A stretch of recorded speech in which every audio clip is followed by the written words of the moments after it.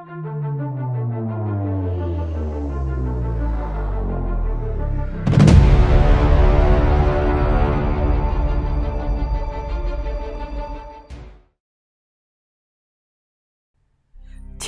1965 का सूरज गरूब हो रहा था। आसमान गर्द आलूद था और शफक धुंधली धुंधली सी थी। पाक फ़ज़ाइया के 3 सैबर त्यारे गूंजते गरजते दुश्मन के इलाके पर उड़े जा रहे थे। उनके लीडर के त्यारे के रेडियो पर किसी की आवाज़ सुनाई दी, रफ़ीकी ये तुम हो? ज़रा होशियार हो के भाई, दुश्मन के कुछ लड़ाका त्यारे फ़िज़ा में हैं। पाक फ़ज़ाइया के चंद हवाबाज दुश्मन के किसी ठिकाने पर हमला करके लौट रहे थे। ये उनके लीडर की आवाज़ थी। वो रफ़ीकी जो कि 3 सैबर त्यारों के लीडर थे को ख़बरदार कर रहा था कि दुश्मन अपनी फ़िज़ा में चौकस है, ज़रा होशियार रहना।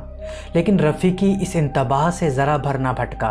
वो नडर शाहबाज था, खूब जानता था कि वो दुश्मन के हवाई अड्डे पर हमला करने जा रहा है और दुश्मन के हवाबाज मुकाबले के लिए यकीनन मौजूद होंगे। दुश्मन कोई ऐसा मुर्दा भी तो नहीं था कि अपने अड्डे की तबाही का चुपके से तमाशा करता रहेगा।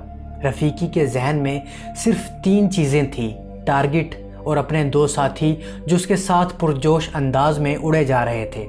एक तरफ फ्लाइट लेफ्टिनेंट यूनुस हसन और दूसरी तरफ सीसल चौधरी का त्यारा था।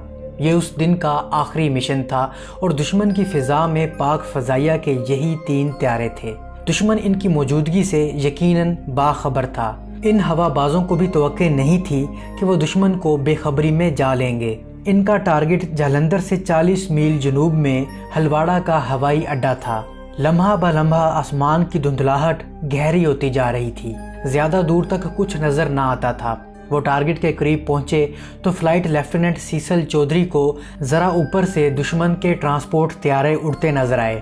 उसने अपने लीडर स्क्वाड्रन लीडर रफ़ीकी को बताया तो रफ़ीकी बोला, रहने दो इन्हें, 1 आध मिनट में हमें इससे बेहतर काम करना है। तीनों हवाबाज आंखें सुकेड़ सुकेड़ कर शाम के धुंधलके में आसमान में दुश्मन के त्यारों को ढूंढ रहे थे। जब वो टारगेट पर पहुंचे तो सूरज की आखिरी किरण आसमान की धुंधली नीलाहट में तहलील हो चुकी थी। पाक फ़ज़ाइया के इन शाहबाजों ने यूं नीचे देखा जैसे बाज अपने शिकार को देख रहा हो, लेकिन शाम इतनी गहरी हो गई थी कि ज़मीन पर कोई चीज़ पहचानी नहीं जाती थी। इन्हें फ़ज़ाई अड्डे पर हमला करना था, लेकिन रफ़ीकी ने अपने हवाबाजों को वायरलेस पर कहा, चलो भाई लौट चलें, अंधेरा कुछ ना करने देगा। इनके दिल बोझल हो गए। वो बददिल होकर वापस होने लगे और तीनों त्यारे बैक वक्त घूम आए। उन्होंने मोड़ से सीधे होकर वापसी का कोर्स सेट ही किया था कि दुश्मन के हंटर त्यारों का एक घना गोल उन पर टूट पड़ा। हंटर 2-2 की तरतीब में एक दूसरे के पीछे चले आ रहे थे। रफ़ीकी वायरलेस पर चलाया, टैंकियां फेंक दो। तीनों त्यारों के परों तले लगी हुई तेल की फालतू टैंकियां बेक वक्त परों से अलग होकर फ़िज़ा की धुंध में गायब हो गई। त्यारों की तेल की टैंकियां मुस्तकिल तौर पर परों के अंदर होती हैं, जिनके इर्द गिर्द चमड़े और रबड़ की तहें जमी होती हैं। अगर इन्हें गोली लग जाए तो गोली का सुराख अज खुद बंद हो जाता है। लंबी परवाज़ के वक्त परों के नीचे 2 और टैंकियां एक इधर और एक उधर लगा दी जाती हैं, लेकिन ये मुस्तकिल टैंकियों की तरह महफूज नहीं होती। जब फ़िज़ा में दुश्मन से मुकाबला होता है तो सबसे पहले इन फालतू टैंकियों को गिरा दिया जाता है। पायलट कॉकपिट में एक लीवर खींचता है और दोनों टैंकियां गिर जाती हैं। इनके अलग होने से एक तो ख़तरा कम हो जाता है क्योंकि ये टैंकियां गोली से महफूज नहीं होती, दूसरा ये कि त्यारे का वज़न कम हो जाता है और तीसरा ये कि त्यारे की नकलो हरकत और रफ्तार में तेज़ी और फुर्ती आ जाती है। हवाबाज लंबी परवाज़ पर पहले फालतू टैंकियों का तेल इस्तेमाल करते हैं। रफ़ीकी और इसके दोनों हवाबाजों ने दुश्मन को देखकर फालतू टैंकियां फेंक दी और फ़ज़ाई मार्के के लिए तैयार हो गए। फ्लाइट लेफ्टिनेंट सीसल चौधरी सुनाता है, जब मैंने दुश्मन के पहले 2 हंटर त्यारे देखे तो यूनुस लीडर से कह रहा था, लीडर चलो इनसे 2-2 हाथ करें। नंबर 2 यानी कि मैं दूर पीछे है, तुम पहले को ले लो और दूसरे को मैं संभालता हूँ। मैं उनसे दूर था। मैं लीडर की हिफाजत के लिए उनके त्यारे के अकब में चला गया और उसे कहा, लीडर तुम्हारा अकब महफूज है। फ़ज़ाई झड़प में हवाबाज लड़ने के अलावा अपना फ़र्ज़ समझते हैं कि एक दूसरे के अकब को देखते रहें ताकि दुश्मन का कोई त्यारा किसी साथी पर बेखबरी में ना झपट पड़े। त्यारे को मारने के लिए हमेशा पीछे से हमला किया जाता है। یہی وجہ ہے کہ حریف ایک دوسرے کے پیچھے ہونے کی کوشش میں ہلکان ہوتے رہتے ہیں۔ سیسل چودھری بتاتا ہے کہ یونس تو الگ ہو چکا تھا اور میں جو ہی رفیقی کے عقب میں پہنچا وہ کمال پھرتی سے دشمن کے ایک طیارے کے پیچھے ہو کر اسے نشانے میں لے چکا تھا۔ دوسرے ہی لمحے اس کی مشین گنوں نے بختر شکن اور آتش گیر گولیوں کی بوچھاڑ اگل دی۔ دشمن کا طیارہ دور نہیں تھا، رفیقی کی گولیاں اس کی باڈی اور انجن میں جا پھٹیں اور بھارت کا تاریکی مائل آسمان شعلوں سے چمک اٹھا۔ ایک دھماکہ ہوا اور دشمن کے ایک طیارے کے پرخچے شام کی بڑھتی ہوئی تیرگی میں بکھر کر جالندھر کی دھرتی پر گرنے لگے۔ اس شعلے اور دھماکے نے چند لمحوں کے لیے ایسا منظر پیش کر دیا کہ میں لمحے بھر کے لیے سن ہو گیا۔ مان خیال آیا کہ یہ بھارتی ہوا باز جو اپنے طیارے کے ساتھ ہی بھسم ہو گیا ہے اسی قوم کا ہوا باز تھا جس نے اسی دن کی صبح پاکستان پر بے خبری میں یلغار کر دی تھی۔ اس خیال نے میرا خون گرما دیا اور میں نے پر لطف سا سکون محسوس کیا۔ یہ غالباً پاک فضائیہ کی ضرب کاری کا سکون تھا۔ میں چوکس ہو کر ادھر ادھر دیکھنے لگا۔ ہم 3 تھے اور دشمن کی تعداد ہم سے 3 گنا تھی۔ مارکا عروج پر تھا، میں لیڈر کے عقب میں تھا۔ دائیں طرف مجھے یونس نظر آیا، کوئی 100 گز دور وہ دشمن کے ایک طیارے کے پیچھے لگا ہوا تھا۔ کیا منظر تھا، کہاں پرانے زمانے کا سست رفتار سیبر اور کہاں جدید قسم کا تیز رفتار ہنٹر۔ یہ سیبر کی قوت نہیں، یونس کا جذبہ تھا۔ میں نے پہلی بار محسوس کیا کہ فضائی مارکوں میں طیارے نہیں بلکہ طیاروں کے ہوا باز لڑا کرتے ہیں۔ میں یونس حسن کا تعاقب دیکھ ہی رہا تھا کہ آسمان کے گہرے دھندلکے سے دائیں طرف سے 2 ہنٹر ہم پر جھپٹ پڑے۔ رفیقی نے مجھے کانٹیکٹ کہہ کر خبردار کیا اور تیزی سے رول کر گیا۔ میں اس کی دم کے ساتھ چپکا رہا۔ رفیقی کا یہ پینترا ایسا کامیاب تھا کہ دشمن کے طیارے جو ہم پر جھپٹے تھے اب ہمارے آگے تھے اور ہم ان کے عقب میں۔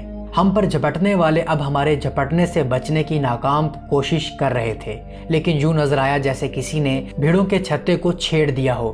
بے شمار ہنٹر طیارے جانے کدھر کدھر سے آ کر ہمارے گرد اڑانے لگے۔ میں نے لیڈر کو خبردار کیا تو اس نے کہا تم ذرا میرے عقب کا خیال رکھنا، ہم انہیں چن چن کر مار لیں گے۔ رفیقی کی آواز میں گھبراہٹ نہیں تھی، عزم تھا۔ وہ یوں بات کر رہا تھا جیسے دشمن کے طیارے مشین گنوں کے بغیر لڑنے آئے ہوں۔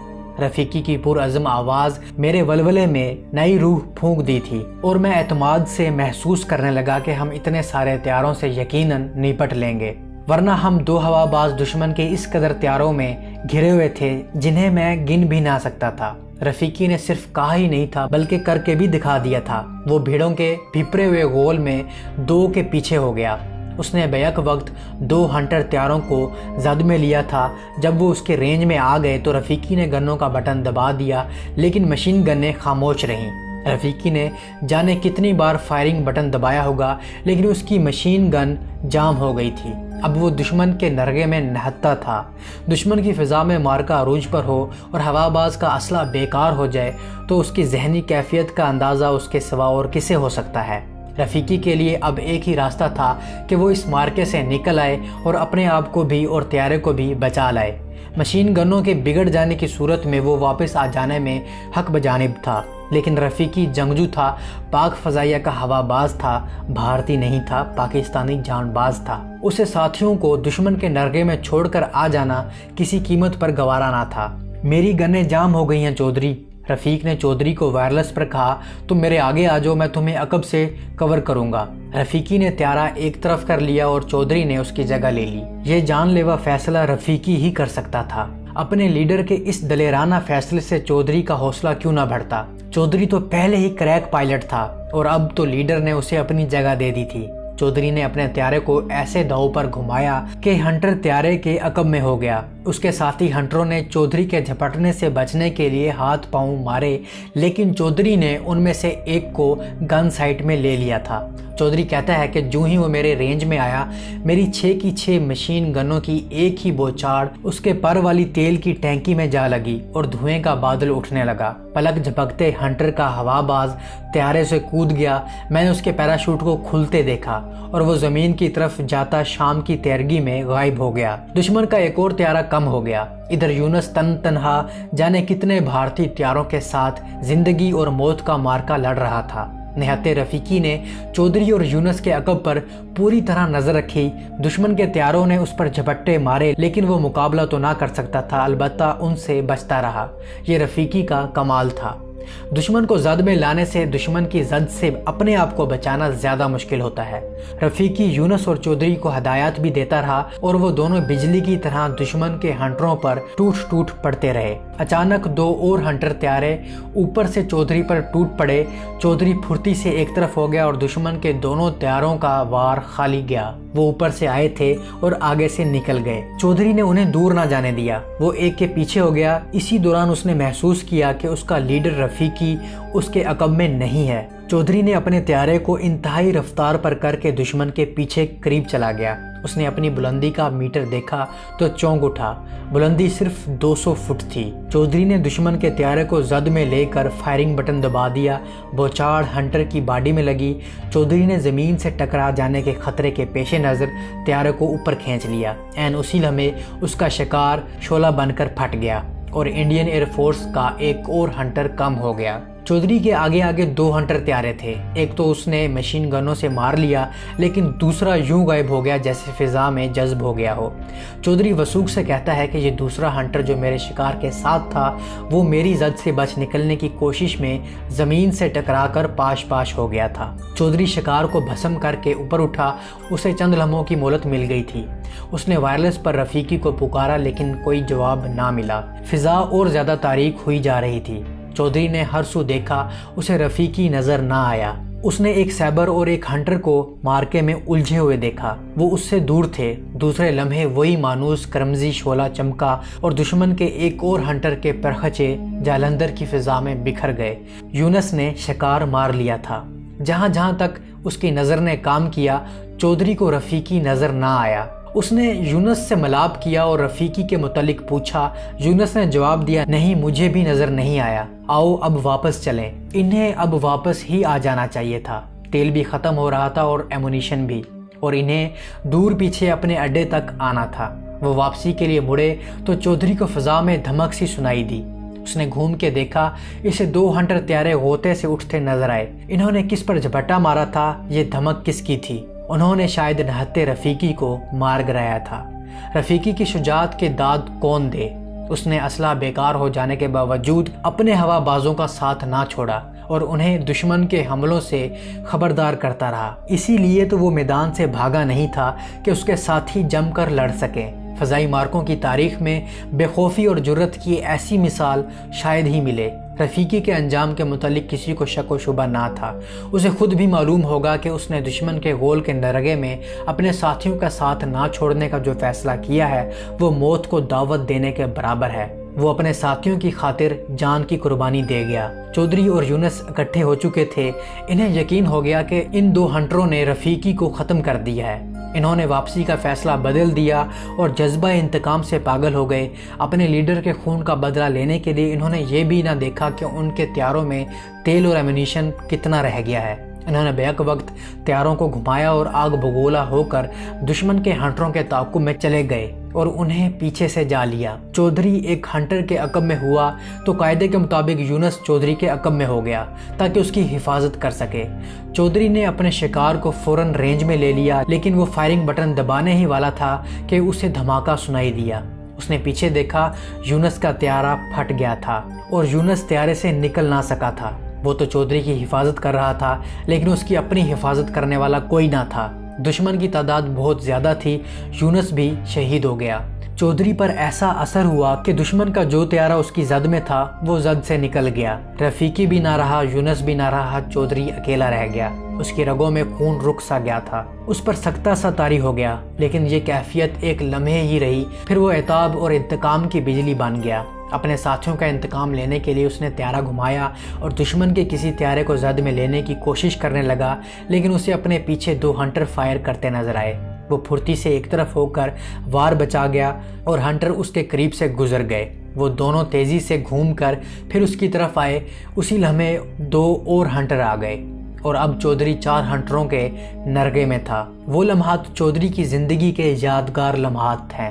اس نے اپنے آپ کو تنہا دشمن کے 4 لڑاکا ہوا بازوں سے زندگی اور موت کا مارکا لڑنے کے لیے تیار کر لیا وہ تھک کر شل ہو چکا تھا، ذہن پر ساتھیوں کی شہادت کا اثر بھی تھا۔ رات تاریک ہوئی جا رہی تھی لیکن وہ لڑنے کے لیے دیوانہ تھا۔ اس نے تیل اور ایمونیشن کا جائزہ لیا، نہیں، بات نہیں بن سکے گی۔ تیل اور ایمونیشن اس قدر کم رہ گئے تھے کہ اس کا زندہ نکل آنا بھی مشکوک نظر آنے لگا۔ اس حال میں لڑنا محض پاگل پن تھا، لیکن دشمن کے نرغے سے نکل آنا بھی آسان کام نہ تھا۔ 4 ہنٹر اکیلے سیبر کے پرخچے اڑانے کو گھرا رہے تھے۔ وہ ہر زاویے سے اسے زد میں لینے کی کوشش کر رہے تھے۔ کون سا داؤ پیچ تھا جو انہوں نے نہ کھیلا؟ چودھری نے شل اعصاب کے باوجود نہایت پھرتی اور حاضر دماغی سے ان کا ہر وار بچایا، لیکن کشش ثقل اور مرکز گریز اثرات نے اس کے اعصابی نظام کا ستیہ ناش کر دیا۔ دماغ کے خلیے جواب دینے لگے۔ اس بے رحم جسمانی اذیت میں بھی چودھری نے ہوش ٹھکانے رکھے اور اس نے طیارے کو عمودی ہوتے یعنی کہ ڈائیو میں ڈال دیا۔ وہ زمین سے خطرناک فاصلے پر پہنچ گیا جہاں اس کا طیارہ درختوں کو چھو رہا تھا۔ اس نے طیارے کو سیدھا کر لیا۔ 4 ہنٹر اس کے تعاقب میں پہنچ گئے، لیکن چودھری ان کے ہاتھ آنے والا شہباز نہیں تھا۔ اس نے اب پاکستان کا رخ کر رکھا تھا اور اس قدر کم بلندی پر اڑ رہا تھا جیسے درخت سے درخت تک اچھلتا کودتا جا رہا ہو۔ دشمن کے ہواباز اس قدر نیچے آنے سے گھبرا رہے تھے، وہ اوپر سے فائر کرتے رہے۔ آخر چودھری دریائے بیاس پار کر آیا۔ اپنی سرحد صرف 2 منٹ کے فاصلے پر تھی اور یہ 2 منٹ چودھری کے لیے بڑا ہی طویل عرصہ تھا۔ دشمن ہوابازوں میں شاید ہی مزید تعاقب کی تاب نہیں تھی۔ وہ لوٹ گئے اور چودھری اپنے اڈے پر اتر آیا۔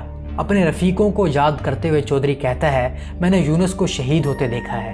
میرا عزیز ساتھی میری نظروں کے سامنے ایک بھیانک شعلے کی نظر ہو گیا۔ یاد آتا ہے تو دل سے درد اٹھتا ہے۔ اور رفیقی، مجھے یقین تھا کہ وہ کبھی لوٹ کے نہیں آئے گا، لیکن رات بھر ایسے محسوس ہوتا رہا جیسے رفیقی کہیں نہ کہیں سے آ ہی نکلے گا۔ لمحے گزرے، پھر رات گزری اور امید دم توڑ گئی۔ میں مایوس ہو گیا، لیکن وہ وقت مایوسی کا نہیں تھا، وہ تو جنگ کا پہلا دن تھا اور ہمیں جانے کتنی مدت لڑنا تھا۔ جنگ ساتھیوں کی شہادت پر آنسو بہاتے تو نہیں لڑی جاتی، قوم کو زندہ رکھنے کے لیے کچھ افراد کی قربانی اشد ضروری ہوتی ہے۔ اسکواڈن لیڈر رفیقی اور فلائٹ لیفٹیننٹ یونس حسن ہلواڑہ کی دھندلی شفق میں اس لیے تو کھو گئے ہیں کہ قوم کی آزادی اور آبرو کی شمعیں روشن رہیں۔